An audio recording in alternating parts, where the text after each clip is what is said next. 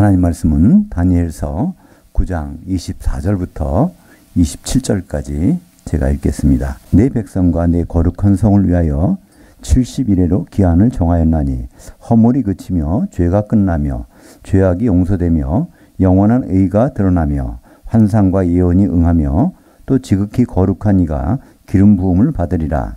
그러므로 너는 깨달아 알지니라. 예루살렘을 중건하라는 영이 날 때부터 기름 부음을 받은 자 곧 통치자가 일어나기까지 7이레와 62이레가 지날 것이요 그 곤란한 동안에 성이 중건되어 광장과 거리가 세워질 것이며 62일의 후에 기름 부음을 받은 자가 끊어져 없어질 것이며 장차 한 통치자의 백성이 와서 그 성읍과 성소를 회파하려니와 그의 마지막은 홍수에 휩쓸릴 같을 것이며 또 끝까지 전쟁이 있으리니 황폐할 것이 작정되었느니라.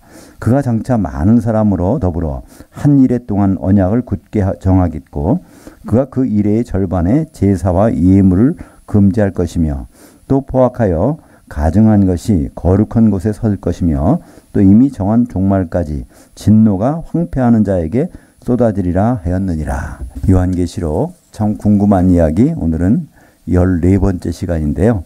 본문을 다니엘서 9장에 있는 것으로 정했습니다. 왜냐하면 다니엘서 9장에 거기에 한 이레가 나오는데 그것이 요한계시록에서는 7년 환란으로 소개되고 있기 때문에 그 내용이 어떻게 요한계시록과 연관이 되는지 그 부분을 오늘 살펴보기를 원합니다. 구약 성경이 39권인데요. 그 중에서 이제 여러 예언서들이 있습니다. 근데 그 예언서 중에 예수님이 인용하신 것은 딱 하나밖에 없어요. 마태복음 24장 15절에 보면 그러므로 너희가 선지자 다니엘이 말한 바 멸망이 가증한 것이 거룩한 곳에 선 것을 보거든 읽는 자는 깨달을진저라고 하는 그 내용이 다니엘서에 있는 그 내용, 그 내용을 다니엘서 9장 27절 내용을 예수님은 인용하셔서 이 말씀을 하셨습니다. 그렇기 때문에 이 다니엘서는 요한계시록과 밀접한 관계가 있다고 볼 수 있고요. 근데 다니엘서와 요한계시록의 큰 차이점은요. 다니엘서는 그 환상이고 묵시입니다. 근데 요한계시록은 그 계시라는 거예요. 그러니까 다니엘서는 읽어도 이해하기 힘들어요. 근데 요한계시록은 이걸 다 펼쳐주셨기 때문에 우리가 이해하기 쉽습니다. 그리고 다니엘서는 마지막에 12장 9절에 보면요. 이 다니엘서를 봉함에서 끝까지 봉함에 두라 이렇게 말씀하고 있는데 요한계시록 마지막 장 22장 10절에 보면요. 요한계시록은 봉함하지 말아라. 그래서 요한계시록을 통해서 다니엘서를 보면 정확하게 이해할 수 있게 되는 것입니다. 여기 이제 이 상황이 다니엘이 요 예언을 할 때 시기가 언제쯤 되냐면요. 이것이 주전 536년이라고 하면은 여기다 그러니까 2000년을 하면 2536년 정도쯤에 이걸 예언한 내용이에요. 대단한 내용이죠, 그죠?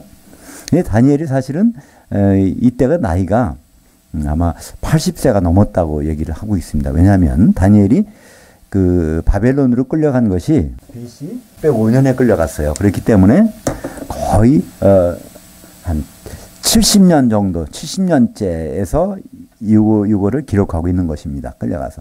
그러면 다니엘이 끌려갔을 때 몇 살일까? 그거는 정확히 나와 있지 않지만 소년이라고 되어 있는데 일반적으로 유대인들은요 13살이 되면 성년식을 합니다. 그렇기 때문에 한 13살로 잡으면 또 15살로 잡으면 지금 나이가 한 80대 중반 정도까지 됐다고 볼 수 있죠. 그죠? 이거를 다니엘을 기록하는 이 내용이 다니엘이 80대 중반 정도 됐고 다니엘서 9장의 이 내용을 통하면 여기서 71회라고 하는 그 예언 71회 그럼 70번이 7번 있다는 얘기죠. 한글로 1회라는 것은 7일, 일주일입니다. 그러니까 70이라고 하면 7, 7이 49, 490년 되는 거죠. 그러니까 예언서에서는 하루를 1년으로 칩니다. 예를 들어서 이스라엘 백성들이 광야로 들어가지고 가나안 땅을 정탐했을 때 거기에서 40일 동안 정탐을 시켜놨잖아요. 근데 와서 저긴 도저히 갈 수가 없다. 그런 사람들이 10명.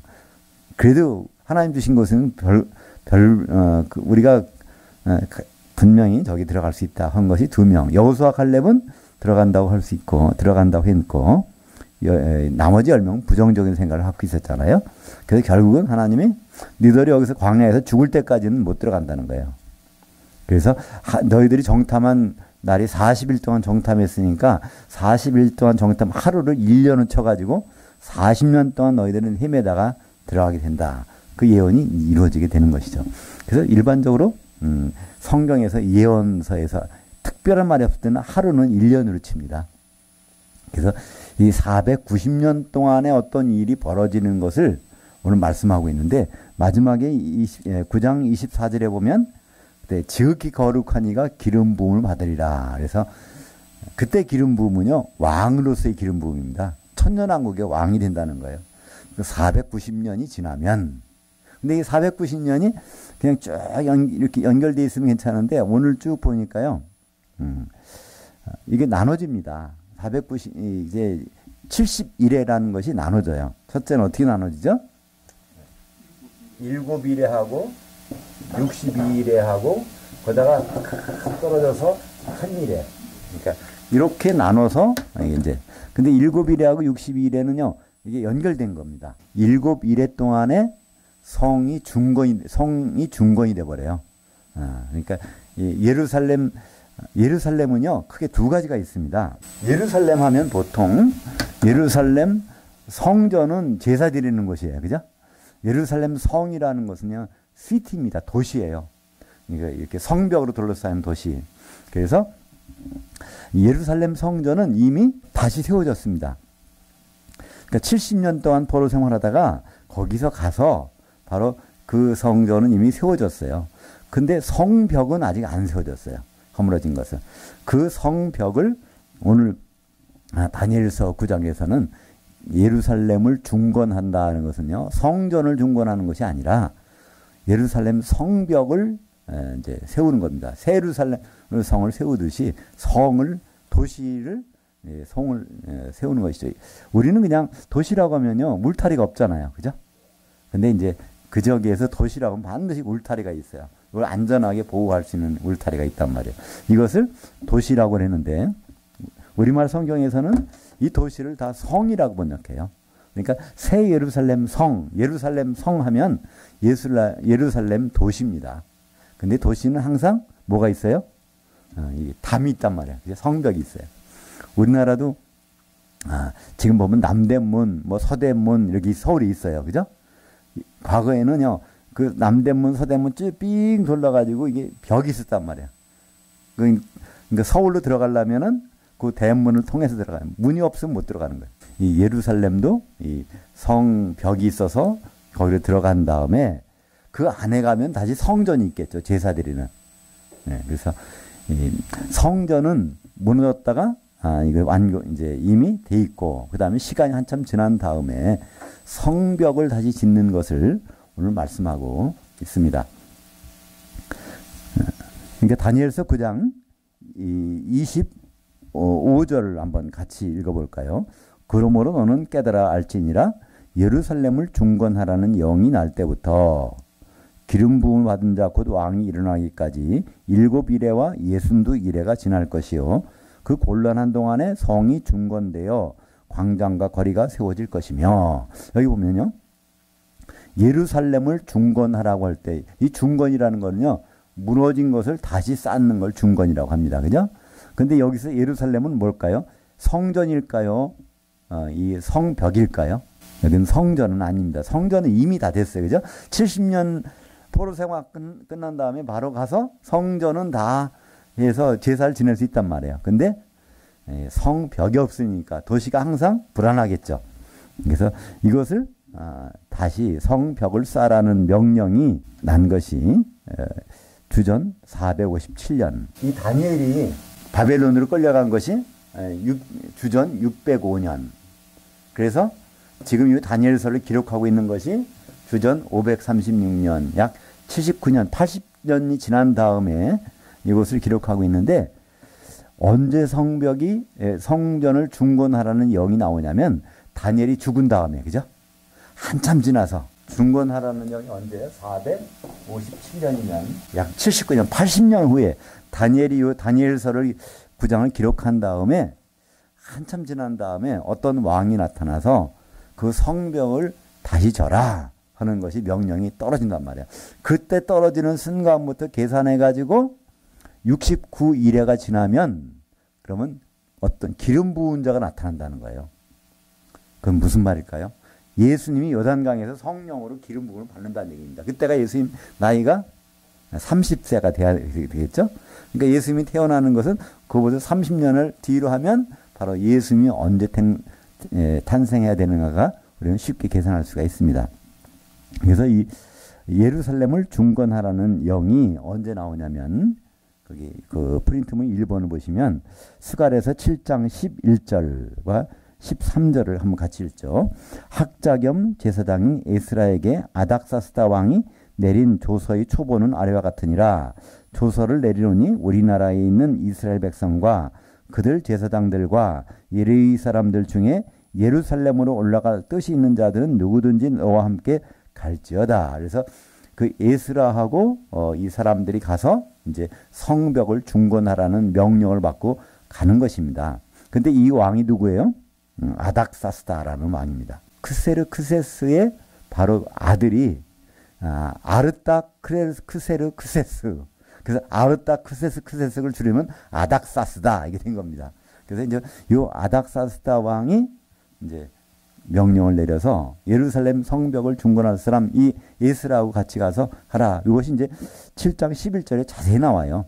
아닥사스다 왕이 7년째 왕이 된 지 7년째에 이 명령을 내리는 것. 이건 7장 처음부터 보면 그 내용이 자세히 나옵니다. 그래서 여하튼 그 명령이 나온 것을 역사적으로 보면 그 연도가 주전 457년도에 이 명령을 내린 다음에 7일회가 지나면 어떻게 될까요? 그 도표를 보시면 그것이 주전 408년. 이것이 뭐 7일회는 몇 년일까요?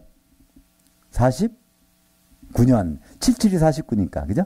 그러니까 49년 딱 지나면 7일회가 되면 거기서 성벽이 중건이 돼요. 영향을 받아서. 그래서 여기서 보면 7일회 지나고 그 다음에 또 62일회가 지나면 전체가 69일회잖아요. 69 곱하기 7하면 몇 년이에요? 483년. 그러니까 이 성전을 중건하라는 것이 457년에 주전 457년에 내렸어. 그러면 요것에다가 69일을 더하면 AD 30년이 아니라 AD 26년. 왜냐하면 0년이라는 거 없으니까. 그죠? 26년. 그래서 AD 26년도에 예수님은 요단강에서 기름 부음, 성령으로 기름 부음 받는 게 나옵니다. 그러면 그때 성령으로 기름 부음 받으려면은 몇 세가 돼야 되죠? 30세. 그런데 민수기 4장에 보면 나와요. 민수기 4장에는요. 제사장의 업무, 제사 업무를 하는 사람들은 반드시 30세가 돼야 돼요.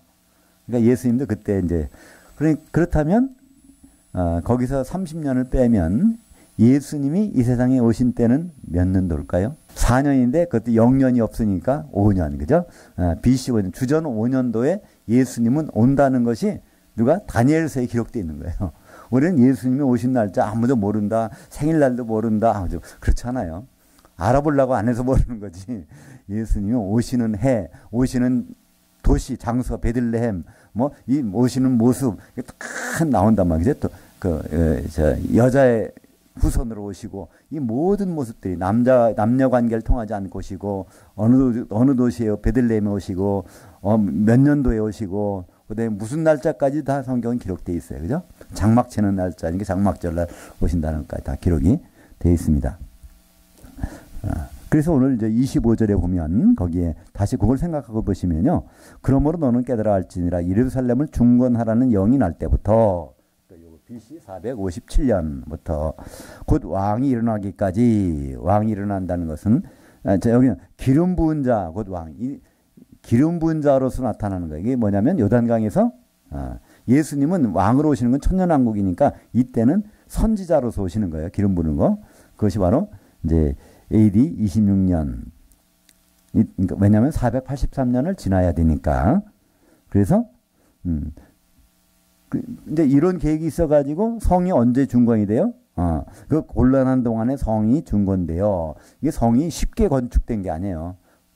반대하는 사람 너무 많았어. 결국은 거의 됐습니다. 언제? 408년도에 기록이 되어, 그러니까 7일에 만에 성이 준공이 돼버렸어요. 그러니까 457년에서 7일에는 49년 빼니까 408년. 7일에 69일에를 나눈 이유가 성이 준공한 명령이 나서 성이 완공되는 것은 77이 49년 후에 완공이 되고 계속해서 쭉 지나서 62일에를 더하면 그럼 예수님이 요단강에서 성령으로 기름 부음 받는 것이 정해져 있다는 것입니다. 그럼 그것이니까 26절을 볼까요? 9장 26절. 또 예순도 이래 후에 기름 부음 받은 자가 끊어져 없어질 것이며, 그러니까 예순도 이래 후, 그러니까 예수님이 공생이 시작하셨어. 그 다음에 죽으신다는 거예요. 언제 죽으시죠? 3년 반 동안 공생을 하셨잖아요. 3년 반. 그러니까 이제 AD 30년, 26년에 약간 6개월 차이가 있으니까 예수님은 장막절날 오셨지만 죽으시는 거는 6월절에 죽으셔야 돼요. 6월절 어린 양으로. 이게 6개월 차이거든요. 그러다 보니까 3년 반입니다. 요한계시록에 보면요. 예수님이 6월절을 언급하시는 것이 3번 나오고요. 요한복음 5장에 보면 명절이 나오는데 그것도 6월절이란 말이에요. 그러니까 예수님이 활동하실 때 6월절이 4번 지나요. 그러면 만으로 3년이라는 계열이 있고 장막절과 6월절 사이는 6개월간이니까 요단강 세례 받으실 때는 장막절, 그 다음에 십자가 달리신 것은 6월절, 6개월 차이니까 예수님은 3년 반 동안 공생을 하셔서 그래서 AD BC 5년에 이제 이 세상에 오셔가지고 AD 30년에 십자가에 달리십니다. 16절에요. 장차 한 왕의 백성이 와서 그 성읍과 성소를 무너뜨리려니와, 이건 사실 왕이란 단어는 아니죠. 통치자라는 단어예요. 그러니까 이거 뭐냐면 가이사. 그러니까 로마의 황제의 장군이 하나가 와서 예루살렘 성벽을 무너뜨린다는 거예요. 이것이 이제 AD 70년에 이런 일이 벌어집니다. 그러니까 다니엘서 9장 26절에 보면 그것이 이제 그것까지도 예언이 되는 겁니다. 요한복음 1장 14절 같이 읽어보죠. 누가복음 3장 21절부터 23절까지 한번 같이 먼저 읽겠습니다. 예수도 세례를 받으시고 기도하실 때 하늘이 열리며 성령이 비둘기 같은 형체로 그 위에 강림하시더니 하늘로부터 소리가 나기를 너는 내 사랑하는 아들이라 내가 너를 기뻐하노라 하시니라. 예수께서 가르치심을 시작하실 때 30세쯤 되시니라. 그러니까 이게 요단강에서 기름 부음 받은 것이 30세라는 것 여기 딱 나옵니다. 그죠? 누가복음에. 그리고 나서 예수님이 태어난 것은 날짜가 언제일까? 요한복음 1장 14절 보죠. 그 말씀이 육신이 돼서 우리 가운데 장막 치셨음에 우리가 그의 영광을 보니 아버지 독생자의 영광이요 은혜와 진리가 충만하니라. 그래서 장막 치셨다는 거예요. 그러니까 장막은 언제 치실까요? 장막절에 치시는 것이 당연하죠. 왜냐하면 골로새서 2장 16절 17절에 보면 이 절기라는 것은 누구의 그림자예요? 예수님의 그림자예요. 그럼 장막 치는 날은 바로 예수님 오셔서 장막 치는 날이란 말이에요.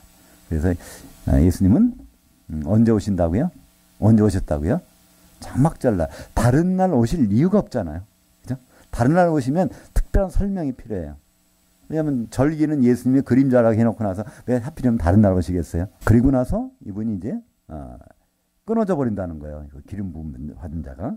그게 얼마 정도 걸리냐면 누가복음 4장 13절 마귀가 모든 시험을 다한 후에 얼마 동안 떠나니라. 그러니까 예수님이 요단강에서 이제 세례를 받으시고 성령이 임하셨잖아요. 바로 누가 찾아와요? 마귀가 찾아 시험을 해요. 근데 그거를 다 이기셨어요. 그랬더니 마귀가 얼마 동안 떠나갔다는 거예요. 그럼 과연 얼마 동안 떠나갔을까요? 그 요한복음 나옵니다. 요한복음 13장 2절 마귀가 벌써 시몬의 아들 가룟 유다의 마음에 예수를 팔려는 생각을 넣었더니, 이게 이제 6월절 날 예루살렘에 갔을 때 이거 벌어진 거예요. 3년 반 지나서 십자가에 돌아가시려고 할 때 바로, 그러니까 얼마 동안이라는 기간은 3년 반이라는 걸 알 수 있습니다. 그래서 이것을 요한계시록에서 이 부분이 나올 수 있어요. 요한계시록 8장 1절에 같이 읽죠. 일곱째 인을 떼실 때 하늘이 반 시간쯤 고요하더니 내가 보면 하나님 앞에 일곱 천사들이 서 있어 일곱 나팔들을 받았더라. 여기 반 시간이 나와요. 그러니까 나팔, 일곱인을 다 떨어진 다음에 다시 첫째 나팔부터 시작되면 예수님이 이제 초대교회 사역이 시작되잖아요. 그때부터. 그때 교회가 시작될 때 그 사이에 반 시간이 고요했다는 거예요. 마귀가 활동을 안 하고 있었다는 거예요. 그 반시기란, 한 시간은, 요한계시록 한 시간은 얼마죠? 네, 7년. 그죠? 네, 7년. 그럼 반 시간은 3년 반. 그러니까 예수님이 요단강 세례 받으시고 마귀가 시험을 했다가 반 시간 동안 고요했다가 나중에 십자가 달리실 때 마귀가 나타나서 가룟 유다한테 이제 8년 마음을 집어넣고 죽으시고 부활하셔서 바로 오순절날 성령이 임하셨다부터 첫째 나팔, 둘째 나팔, 셋째 나팔, 넷째 나팔 이제 이런 일들이 쭉 이제 벌어지게 되는 것이죠.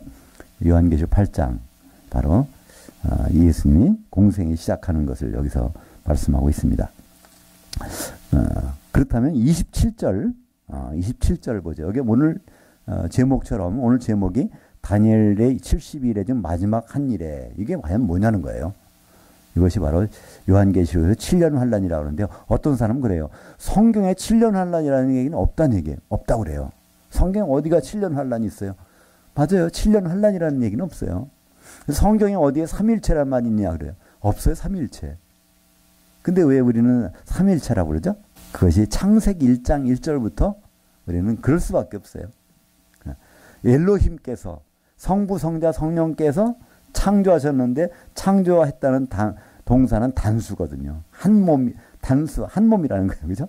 그러니까 삼위 하나님이 한 몸 됐다. 한 몸이라는 걸 한자로 쓰면 일체잖아요. 그죠? 몸체자. 하나 일자, 몸체자. 그러니까 삼위일체라는 단어는 성경에 없지만 우리는 하나님을 설명할 때는 다른 단어로 설명 안 된단 말이죠. 마찬가지로 7년 환란이라는 말은 성경에 없습니다. 그러나 여기 보니까 장차 많은 사람들과 더불어 한 일해 동안 언약을 굳게 맺고 그 다음에 일해의 절반에 언약을 파기하고 일이 벌어진다는 거예요. 그죠? 그러니까 이 한 일이라는 것은 얼마죠? 7년. 그 7년 동안인데 그 중에서 전 3년 반과 후 3년 반이 나눠진다는 것을 볼 수 있습니다. 그래서 예수님 오실 때는 반드시 이런 일이 벌어져야 돼요. 7년 환란 동안에 성도들의 권세가 막 다 깨지고 그런 일이 벌어져야 돼. 근데 우리 한번 생각해 볼 필요가 있어요. 그죠? 이 세상의 모든 뉴스가 다 진짜일까, 가짜일까, 그죠? 그거부터 한번 생각해 볼 필요가 있고요. 또 한 가지는 그 어떤 사람이 순교당하려고 할 때 우리가 기도 안 해서 순교당할까요? 그거는 하나님의 뜻이 우선이겠죠. 그죠? 하나님이 왜 순교를 당하게 하셨을까? 오히려 깨달으라고 하실 수도 있어요. 그죠? 대표적인 예가 누굴까요? 스테반이라는 사람은요, 성령이 충만했던 사람이야. 사도행전 5장부터 쭉 보면요.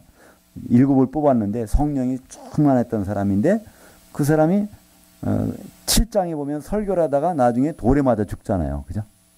근데 딴 사람들이 다 기도해 그 사람 구해내야지 왜 돌에 맞게 정도요? 근데 하나님은 돌에 맞아서 죽게 만들어요. 우리가 생각할 땐 그래요. 스테반 같은 사람이 조금 더 활동했으면 성령 충만한 사람이라면 많은 일이 잘 될 거잖아요. 그죠? 근데 하나님 그렇게 안 하셨어요. 그냥 죽게 만들어버렸어. 거기서.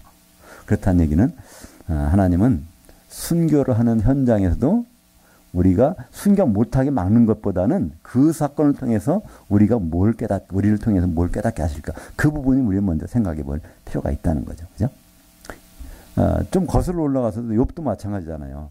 욥이 그냥 그런 재산 다 날라가지, 아들, 딸 죽어버리지, 몸이, 이게 병이 탁 나서 아주 그냥, 그렇지, 부인도 떠나가지 할 때, 그럼 우리가 서로 도와줘가지고, 그래, 내 돈 좀 빌려줄게. 너 다시 한번 시작해봐. 의사가 내 몸 좀 고쳐줄 테니까 성한 몸 가지고 해봐야지. 또, 아니면 자기가 의사 찾아다니면서 내가 이러면 안 되니까, 하나님 일을 해야 되는데, 이렇게 있으면 안 되니까, 의사 찾아다니면서 내 병도 고치고 하면서, 또, 그러니까 와이프가 이제 부인이 도망갔으니까, 또 다른 여자를 얻어가지고 좀 제대로 가정을 꾸미고 이런 생각 안 하잖아요. 그죠?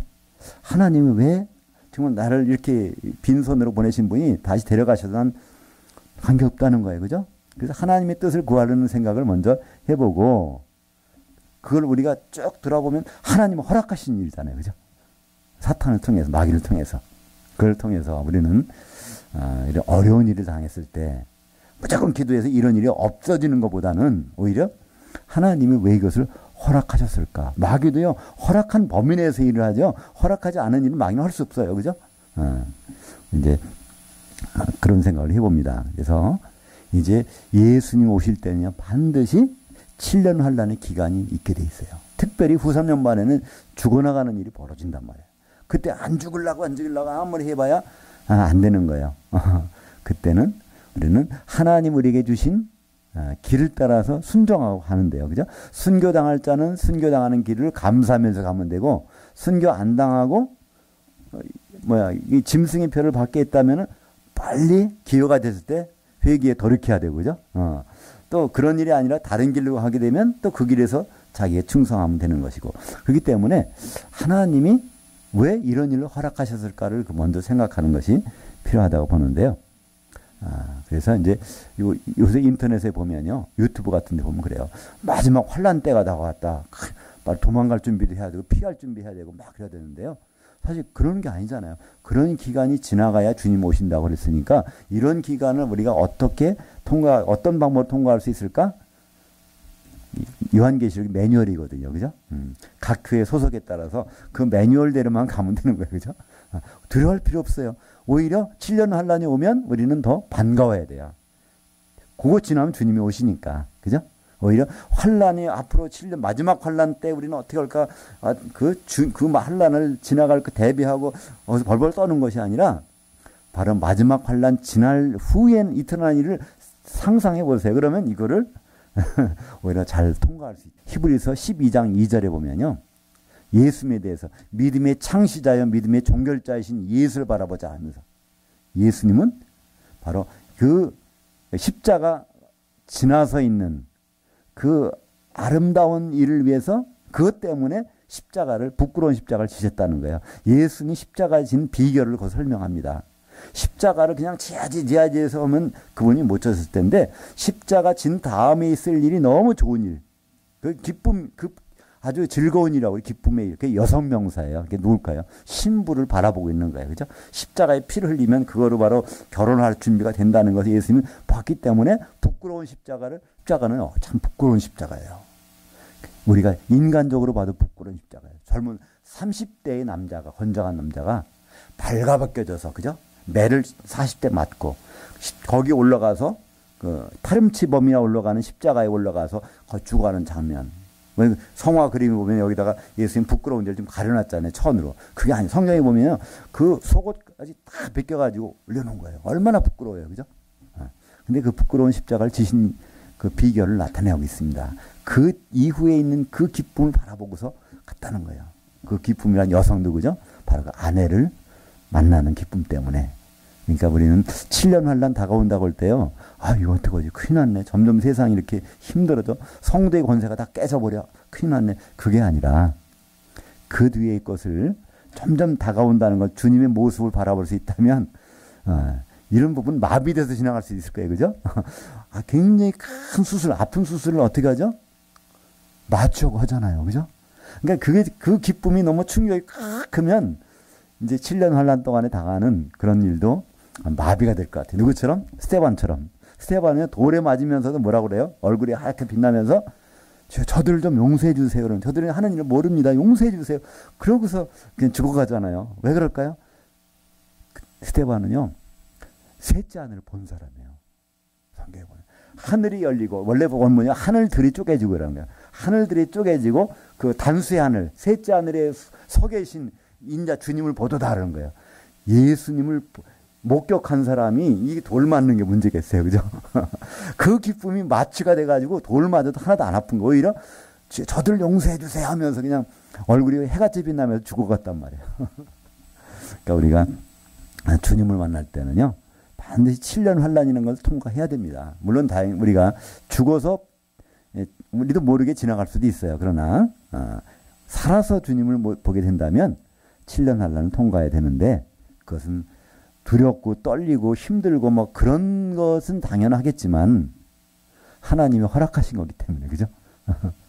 그것을 어떻게 스스로를 마취하고 하는 것처럼 그런 그 엄청난 마취가 우리에게 이루어지면요. 이 저희 한 일해 동안의 그 환란 그것도 우리는 넉넉히 통과할 수 있을 것 같습니다. 그죠?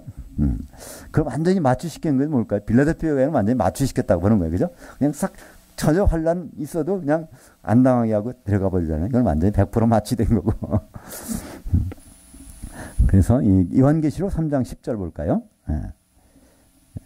4번에 있습니다. 같이 읽죠. 내가 나의 인내의 말씀을 지켰은즉 내가 또한 너를 지켜 시험에 1시간을 면하게 하리니 이는 장차 온 세상이 임하여 땅에 거하게 하는 자들을 시험할 때라. 그러니까 여기 1시간 동안 시험하는 일이 있다는 거예요. 그러니까 1시간이라는 것은 얼마 기간이냐면 7년. 그게 어디 나오냐면요. 이거 다음에 나와요. 요한계시록 17장 12절. 요한계시록에 있는 모든 의문사항은요. 요한계시록에 답이 있습니다. 한번 볼까요?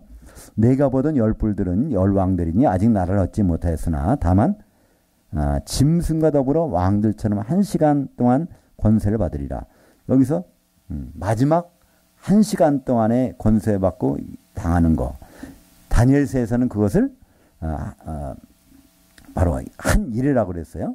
그러니까 한 일회가 7년이니까 1시간도 7년이잖아요. 그럼 반 시간은 3년 반.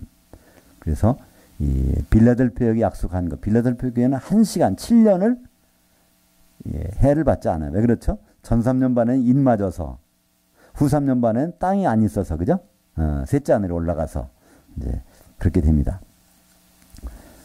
그렇다면 누구나 다 그렇게 될까요? 그렇지는 않습니다. 하나님이 정해 주신 길이 있어요. 빌라델피아 길이 제일 좋은 길은 아니에요. 많은 사람들은 그래요. 내가 빌라델피아가 되면은 7년 하려 안 당할 텐데. 물론 그래도 좋긴 좋아요. 저기처럼 똑같죠? 마태복음 22장에 보면요. 그 포도원을 갖고 있는 주인이 있어요. 그죠? 근데 아침 일찍 와서 일하는 사람. 그 사람은요. 직장 없어질 걱정이 없어. 아침부터 시작하는 시간부터 직장이 있는 거예요. 이 사람 걱정 하나도 없어요. 끝까지 그런 거예요. 근데 마지막에 들어온 사람, 1시간 남겨 들어온 사람은요. 거기 들어오기까지 얼마나 고생 많이 했을까요. 그죠? 마음고생. 오늘 내 일 못하면 우리 식구 굶어 죽는데. 그 안에서 일하는 사람은 좀 마음 놓고 일해가지고 오늘 품삯 당연히 나오겠구나. 근데 바깥에서 그냥 써주는 사람이 없어가지고 이렇게 있던 사람은 하는데 주님은 똑같이 주시잖아요. 그죠? 어떤 게. 그러니까 빌라델피아 교회나 다른 교회들이나요. 하나님 앞에 쓰실 때는 똑같아요. 7촛대 한가운데 주님이 쓰시니까 어느 촛대가 높고 어느 촛대는 다 그런 건 없단 말이에요. 그죠? 하나님이 우리를 어떻게 쓰시든 빌라델피아 교회를 쓰시든 서머나로 쓰시든 뭐로 쓰시든 간에 하나님이 그 길을 통과할 수 있는 뭘 주실 테니까. 그죠? 스테반도 순교당할 수 있는 그 믿음을 주신 것처럼. 그래서 이 다니엘서에 보면요. 한때 두때 반때라는 시간이 나오는데 요한계시록에도 한때 두때 반때 나오는데요. 다니엘서 12장 7절 같이 읽겠습니다. 내가 드는즉 그 세마 보슬 입고 강물 위쪽에 있는 자가 자기 좌우에 손을 들어 하늘을 향하여 영원히 살아계신 이를 가리켜 맹세하여 이르되 반드시 한때 두때 반때를 지나서 성도들의 권세가 다 깨지기까지이니 그렇게 되면 이 모든 일이 다 끝나리라 하더라. 여기서 하늘을 우러러가갖고 맹세하는 이분이 누굴까요?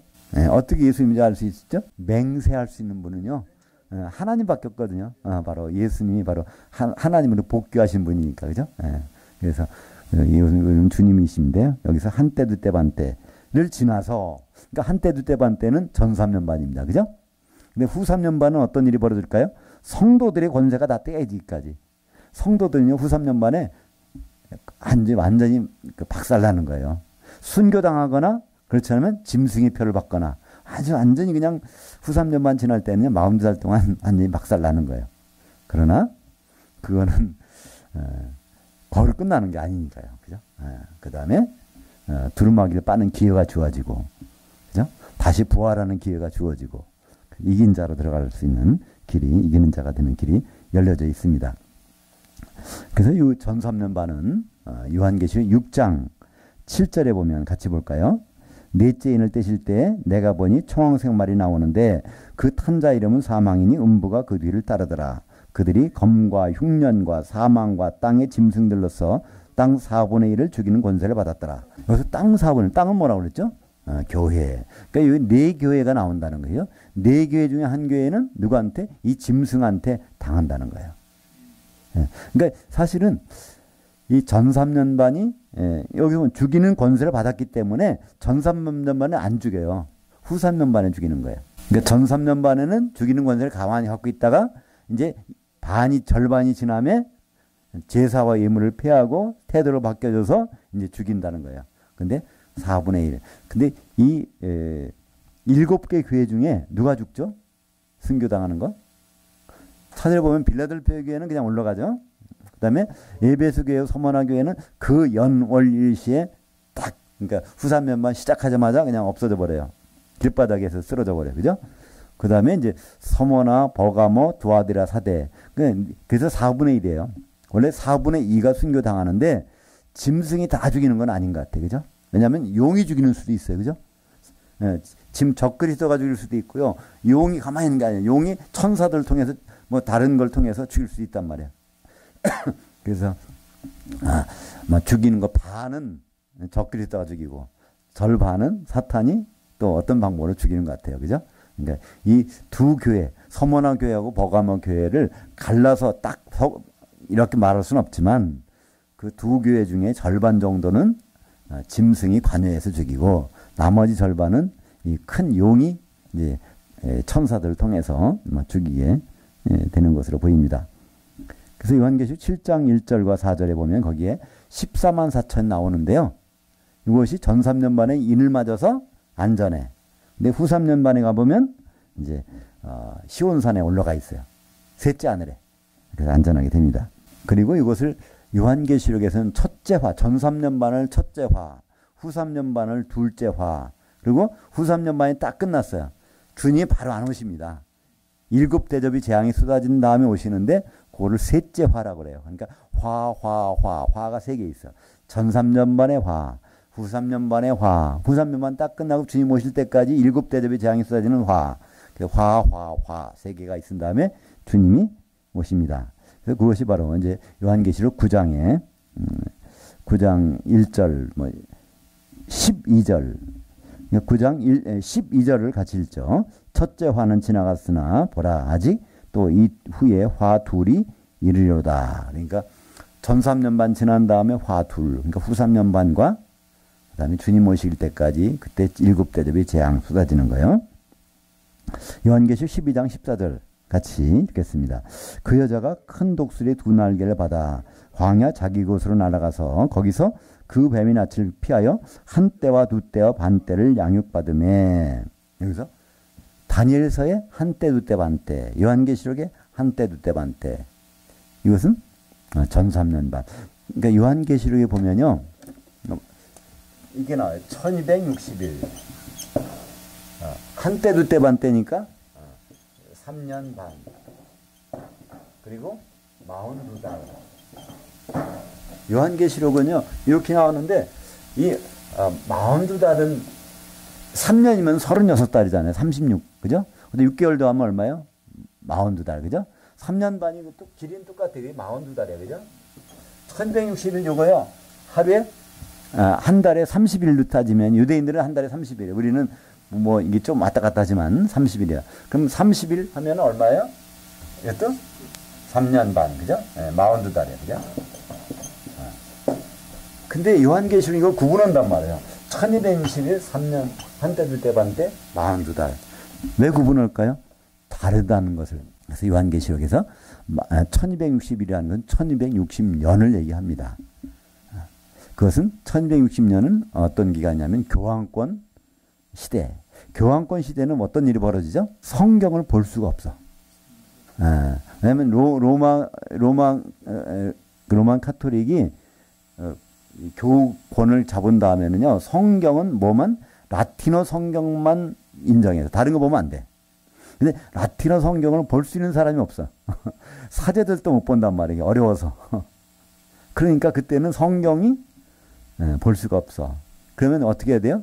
성경이 바로 하나님의 예언의 말씀인데 예언의 말씀을 누군가는 해줘야 돼. 그죠? 예, 배원이 있고 두 증인이 예언의 말씀을 1260일 동안 하더라. 그래서 지금 우리가 성경을 갖고 있는 이유는 두 증인을 통해서 두 교회를 통해서 거기 성도들이 명맥을 유지해서 지금까지 왔다는 얘기입니다. 그죠? 그래서 그들은 언제 죽어요? 전 3년 반이 끝나자마자 죽는데 그럼 전 3년 반에도 그들은 한때 두때 반에도 또 이 성도들 양육하는 게 나와요. 그죠? 예, 양육하는 게. 그러고 나서 이제 순교를 당하게 되는데 이 에베소하고 라오디게아 교회가 순교당하는 것과 서머나 버가모 교회 순교당하는 차이점이 뭘까요? 예, 일순간도 있고 또 하나는 무덤 속에 들어가는 거냐 아니냐 이 차이입니다. 그죠? 왜냐하면 주님이 주의 날 오실 때는요 무덤에서 잠자던 데지 먼저 일어나고 살았던 뒤따라 올라가잖아요. 근데 이 에베소 교회 라오디게아 교회는 무덤에 들어간 적이 없기 때문에 그때 이 부활하는 게 아니에요. 그죠? 그들은 바로 그 3일 반 후에 3년 반 후에 그러니까 후 3년 반 시작돼서 순교당해서 후 3년 끝나면 3년 반 지난 다음에 바로 길바닥에서 벌떡 일어나가지고 이리로 올라가잖아요. 그죠? 그래서 그들은 언제 와요? 주님이 데리고 오는 사람이에요. 빌라델피아에도 주님이 데리고 오는 사람이고 이 에베소 서머나 교회도 무덤에서 그때 나오는 것이 아니라 무덤 그들은 들어간 적이 없어. 그죠? 그래서 올라갔다가 이제 바로 이제 합류를 하게 되죠. 그 내용이 이제 이 도표를 보시면 이 도표를 보시면 거기에 이렇게 설명이 좀 이렇게 그림으로 해놨어요. 그 보면 먼저 빌라델피아 교회는 전 3년 반 동안에 입맞고 안전하게 있다가 올라가요. 그 초록색으로 해놨어요. 그죠? 바로 셋째 하늘로 올라가. 거기 이제 화살표가 있는데요. 그 다음에 에베소 라오디게아 교회는 후 3년 반 시작하자마자 길바닥에 쓰러져 죽어요. 그러다가 3년 반이 끝나자마자 주님이 안 오셔. 아직 그죠? 재림 전에 바로 올라가요. 그리고 서머나 버가모 교회는 후 3년 반 기간 동안에 순교를 당하고 무덤에 들어갔다가 주님이 오시면 이제 공중으로 올라가고 그 다음에 뒤따라서 두아디라 교회 사대 교회는 짐승의 표를 받고 있다가 회개하고 그러고 나서 뒤따라서 이제 영의 몸으로 변화되어 가지고 공중으로 올라가는 장면. 이것이 이제 이렇게 표시되어 있는데요. 다니엘서에서는요. 주님이 오시는 데를 어떻게 정했냐면 우리는 그래요. 주님이 언제 오실지 모른다 그러잖아요. 그죠? 그건 주님도 모른다 그랬죠? 근데 사실 주님이 지금도 모르실까요? 지금은 주님은 당연히 아셔야 됩니다. 그죠? 왜냐하면 그때 주님이 모르신다고 할 때는요. 하나님의 모든 걸 버리고 인간의 몸으로 오셔서 하나님이 일러주는 것만 가지고 하실 때 그 말씀하신 거예요. 하나님 자리를 복귀하신 분이 그걸 모르신다면 이건 말도 안 되는 거죠. 그죠? 그래서 요한계시록에는 뭐라고 되어 있어요? 바로 이 예수 그리스도의 계시라.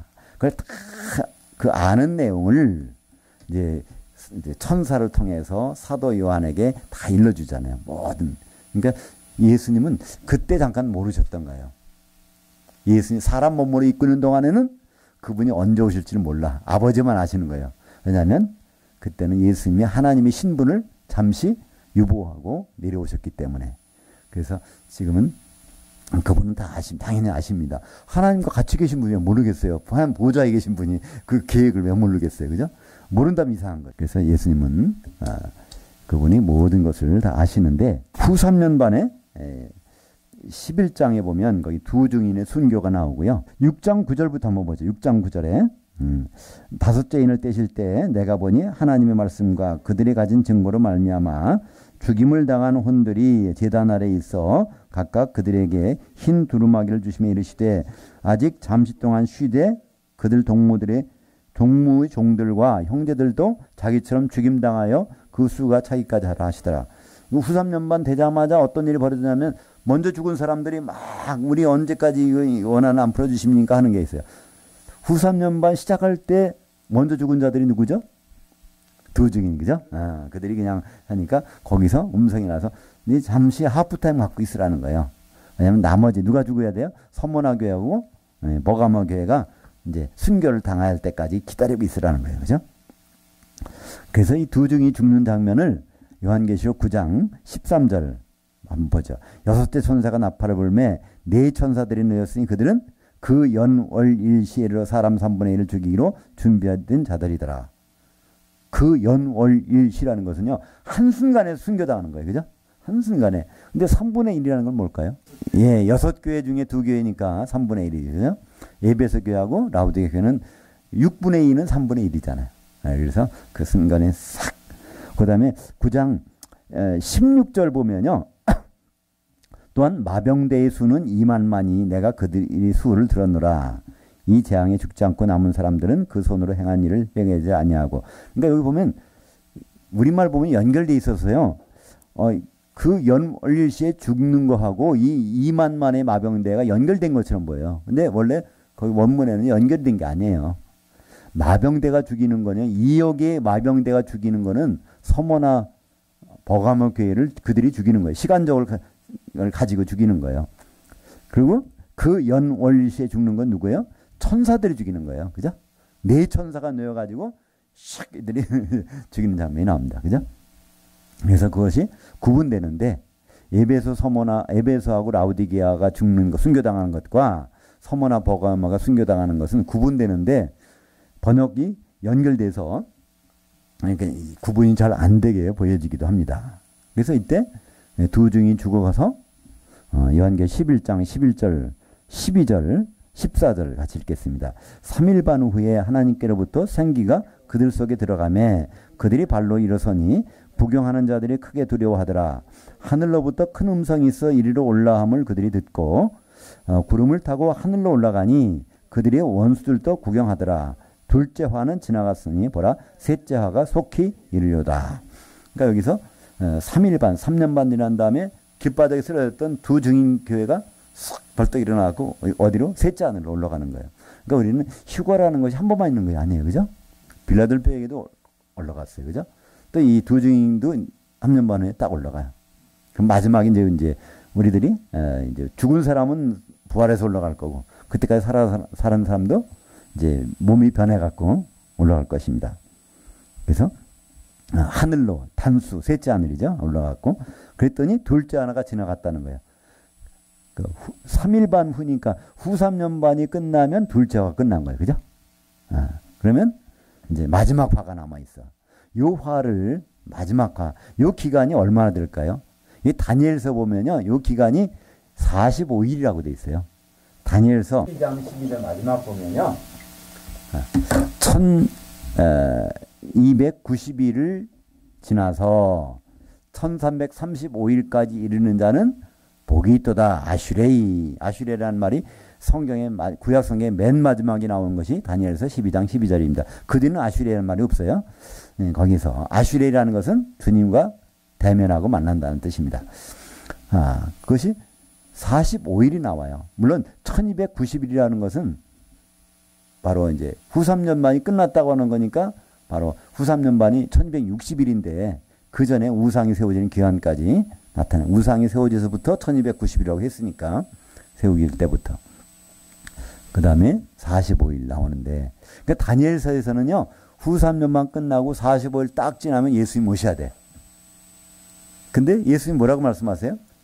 도둑같이 온다는 거예요. 도둑같이. 그러면 45일 되기 전에 오실 수 있다는 얘기죠. 그러니까 우리는 그 전에 회개를 해야 돼요. 오시기 전에. 45일 남았으니까 44일까지 뭐 이렇게 하다가 나쁜 짓 하다가 회개 안 하다가 하루 남겨놓고 할까? 6시간 남겨놓을까? 뭐 그게 따지면 안 된다는 거예요. 그죠? 바로 후 3년만 끝나자마자 바로 회개하는 것이 필요합니다. 요한계시록 13장 7절과 10절, 15절 한번 같이 읽겠습니다. 또 짐승이 권세를 받아 성도들과 싸워 이기게 되고 각 족속과 백성과 방언과 나라를 다스리는 권세를 받으니 죽임을 당한 어린 양의 생명책에 창세유로 이름이 기록되지 못하고 이 땅에 사는 자들은 다 짐승에게 경배하리라. 여기까지 일단 보겠습니다. 여기 보니까 짐승이 권세를 받아서 성도들과 싸우는데 누가 이겨요? 짐승이 이긴다는 거예요. 성도가 진다는 거예요. 그러니까 이거는 하나님의 계획이에요. 요한계시록에 나오는 계획이라고 하면. 그러니까 우리는 여기서 어떻게 마귀하고 싸워 이겨볼까? 아니에요. 우리가 이기는 건 어떻게 해요? 예수님, 주님이 우리에게 준 그 방법대로 살아가면 이기는 거예요. 마격을 싸고서 이기는 그게 아니라 주님 우리에게 허락한 길대로 가면 그럼 그게 이기는 거란 말이에요. 예수님이 주신 길대로. 그러니까 여기서 우리가 생각하는 거는 다르잖아요. 뭐 찬송가에 보면 마귀들과 싸울지라 막 이렇게 하면서 쫙 나가는데 그 성경은 그게 아니란 말이에요. 하나님 우리에게 허락하신 길, 스테반이라면 순교의 길, 또 뭐 다른 길 될 수가 있을 것입니다. 근데 여기서 짐승편에 완전히 빠들어가는 사람은 누가 있어요? 생명책에 이름 없는 사람은 당연히 그러고 하게 됐다는 거예요. 그죠? 예. 거듭나지 못한 사람이죠. 예. 그러니까 생명책 이름은 언제부터 기록될까요? 창세 이후로 기록되기 시작했다는 거예요. 때부터 하나하나. 제일 1호가 아마 아담이겠죠. 그죠? 죽었다가 다시 기록해놨어. 그죠? 아와! 하는 순간부터. 그죠? 우리 살았다. 우리가 율법대로 하면은 우리가 죽었는데 하나님 말씀 듣고 보니까 네가 애를 낳는데 그럼 나도 같이 살아야 될 거 아니야? 살았다는 고백하는 순간부터 하나님은 그 즉시 뭐예요? 짐승의 피를 내갖고 옷을 만들어서 가죽 옷을 입혀주시잖아요. 그죠? 인간의 수치를 가려주셔. 그 말은 누가 할 때? 아담이 현실적으로는 죽어야 돼. 율법적으로는 죽어야 돼. 선악과를 먹었으니까. 근데 하나님 말씀 듣고 보니까 아니야. 살았어. 그래서 그거를 입으로 고백하니까. 그죠?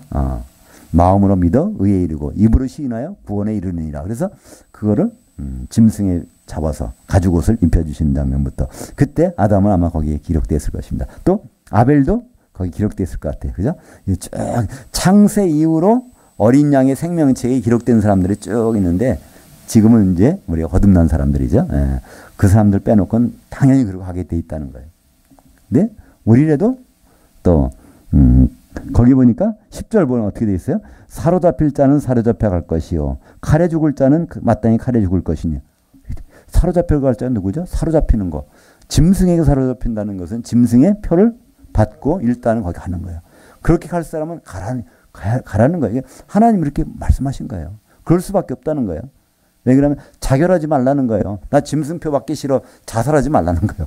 그때는 일단은 받긴 받아. 그러나 하나님 뭘 보세요? 시간이 딱 됐을 때 회개에 허는지 아닌지 그걸 보시겠다는 거잖아요. 그죠? 그리고 칼에 죽을 자는 죽게. 순교당할 자 그 길로 걱정할 거 없다는 거예요. 3년 반 지나면 내가 너희를 일으켜서 바로 내가 너희를 높여주리라 하시니까 이런 일은 바로 이렇게 허락한 대로 그 스케줄대로 바로 매뉴얼대로 우리는 그 길을 따르면 될 것입니다. 그래서 거기에 나오잖아요. 성도들의 인내와 믿음이 여기 있느니라. 성도들의 인내와 믿음은 이걸. 그러니까 이걸 가지고 인내와 믿음을 지켜야지 무조건 싸우는데 안 된다 이게 아니라는 거예요. 그죠? 요한계시록 14장 12절 같이 보죠. 성도들의 인내가 여기 있나니. 여기 또 나옵니다. 그죠? 그들은 하나님의 계명과 예수의 그 믿음을 주목하는 자들이라.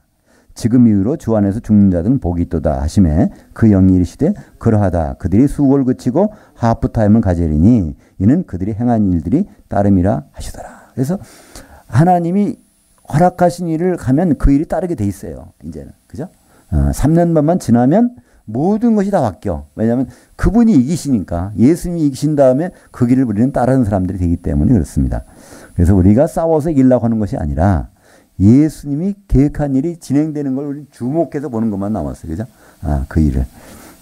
그러니까 포로될 사람들은 포로되고 순교당할 사람은 순교되고 그러나 그 순간에 그 다음에 일어난 일들.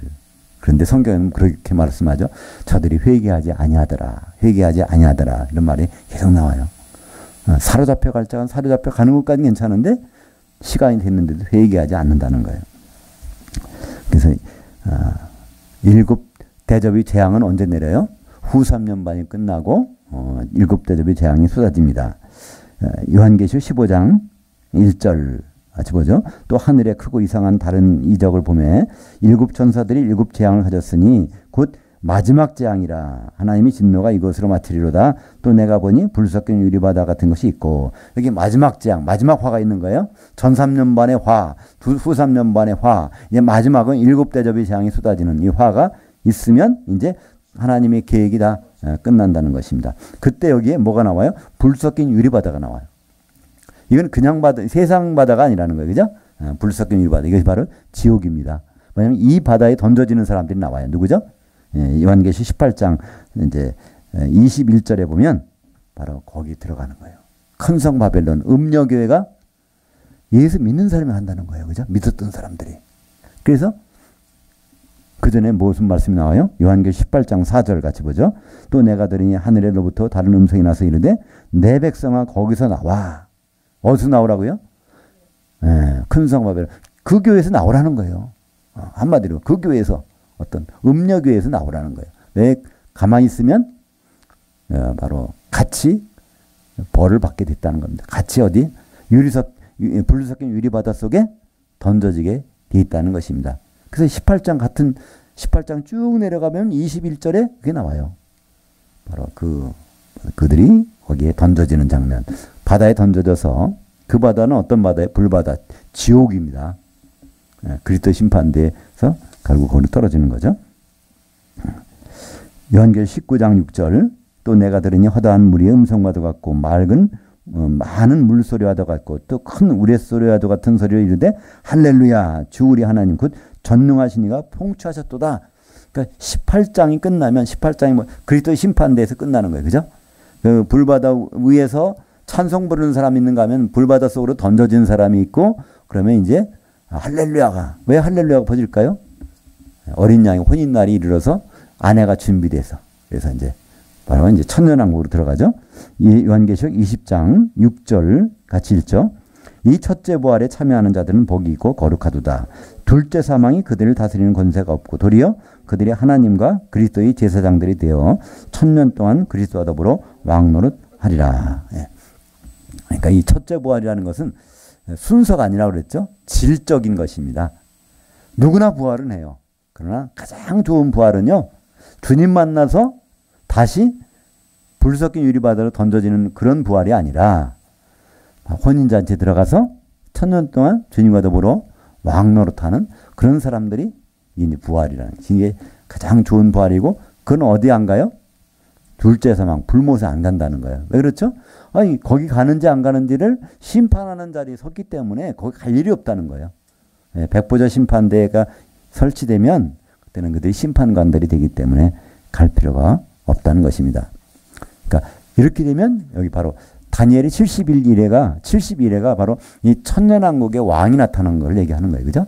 천년왕국의 왕이 나타나는 기름 부은 자가 나타나는데 그 전에 7일에 동안에 성벽이 완공이 되고 그 다음에 62일에가 딱 지나면 예수님이 요단강에서 이를 받으시고 그 다음에 이제 잠깐 있어서 죽음을 당하신 다음에 시간이 지나면 마지막 한 일회가 벌어지는데 거기서 절반은 약속한 것 같지만 그 지나서 후 3년 반에는 성도의 권세가 다 깨지고 포로될 자는 포로돼야 되고 순교당할 자는 순교를 당해야 되고 그러나 그것은 뭐라고요? 하프타임이라는 거예요.